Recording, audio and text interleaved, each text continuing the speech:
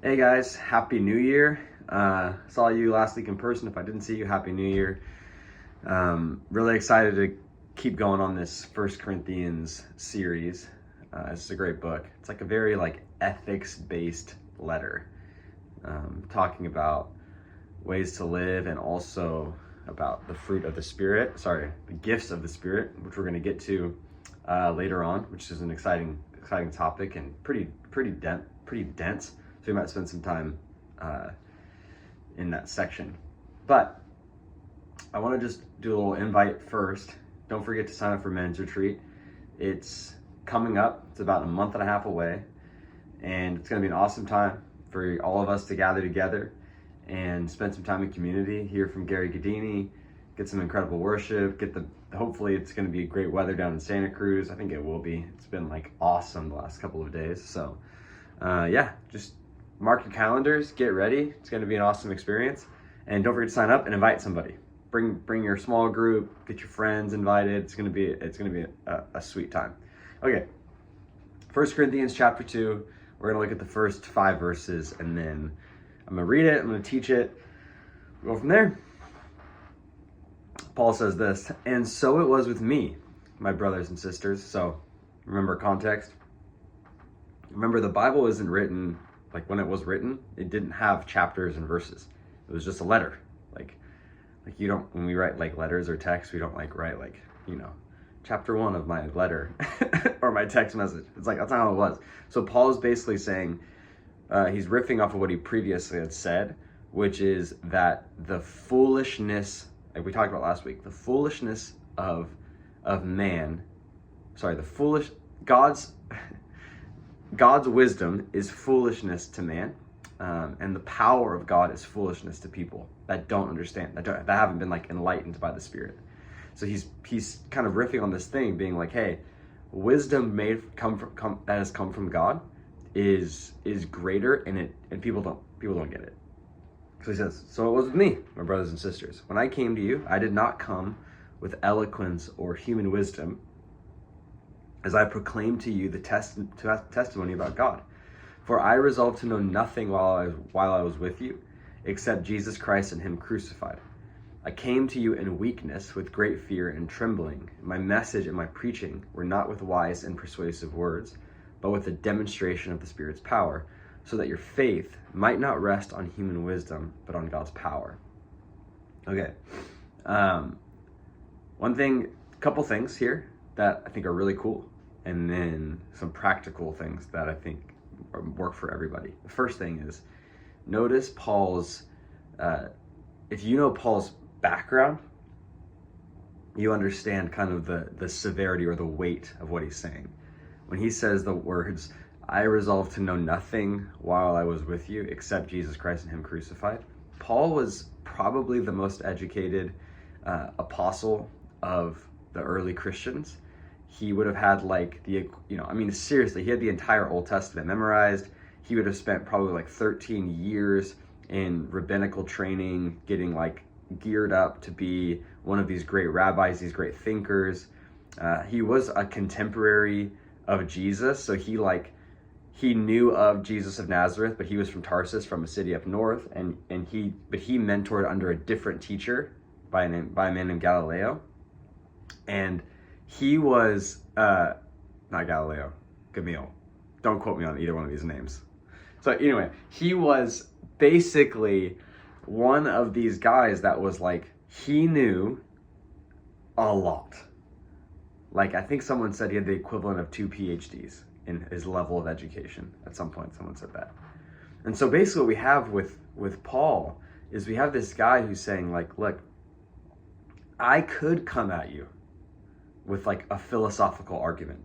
I could come at you with, some heavy level of apologetics, right? The defense of God. I could do all these things. I know theology like the back of my hand. I know the human psyche and the human condition and the fall of man and the reason why we sin. I have that dialed in. I could go to bat with any person. Jew, Gentile, doesn't really matter. But what he says is, I resolve to know nothing except for Jesus and Him, Jesus Christ and Him crucified. So that's one thing that's amazing about Paul. It's humility. And then he goes on, he says this, I came to you in weakness with great fear and trembling, right? Like Paul could have come to them with some type of like haughty attitude. I'm better than you because of my status in this whole movement of Christianity. But instead, the message of the gospel rings so true in Paul that as he rises in power and influence in the gospel, he actually takes steps down in servanthood and leadership. Like his servant leader, as a leader rises in the church, he actually takes steps down because he becomes more of a servant. And then he ends this whole thing to say, my message and my preaching were not with wise and persuasive words, which he could have done, but with the demonstration of the Spirit's power. So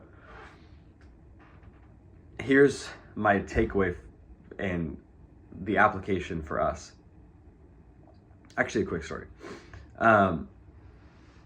There's a friend of mine, a good friend of mine, who kind of comes up and leads small groups with us. This is like one of his favorite verses. He's kind of like he kind of like bounces around different small groups in the Bay Area. He's based out of the Central Coast. And oftentimes when I hear him, he uses this verse to kind of like whatever, like use it in some type of like teaching or some type of example. And the reason why is because he's like a super smart dude. Like he can go to bat with anyone. He's philosophically there, theologically there, intelligent. He's all of the above. He's a very, very smart guy. But for him, like what I notice about him and what he really, really wants is he wants his message and his preaching not with wise and persuasive words, but really with a demonstration of God's power, Spirit's power. And I think the difference is really important. And I think the reason why is because for him, my friend, he could come up and he could make an argument or make a case with anyone, and he could probably win the argument. But I don't think he wants to win arguments. I think he wants to like transform lives, right?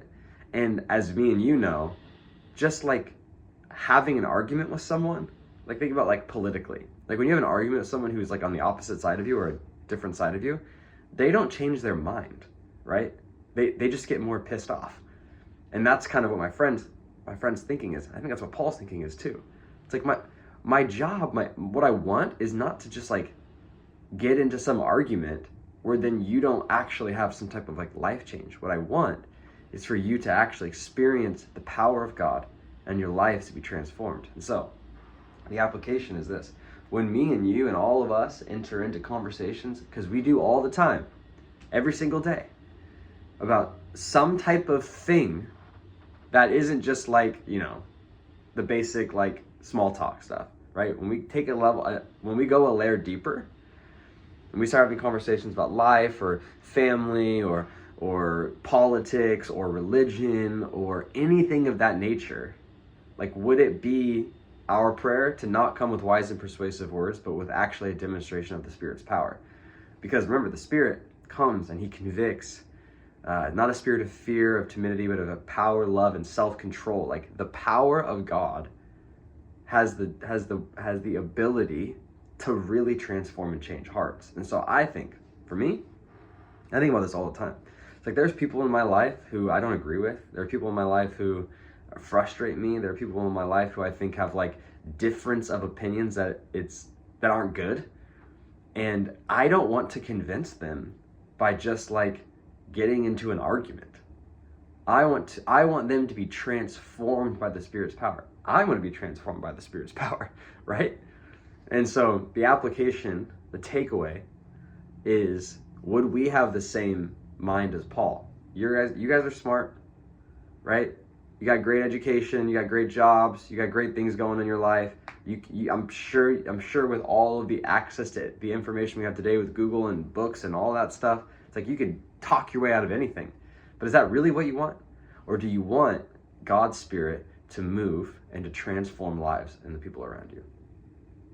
All right. Sign up for men's retreat. I love you, and I'll see you soon.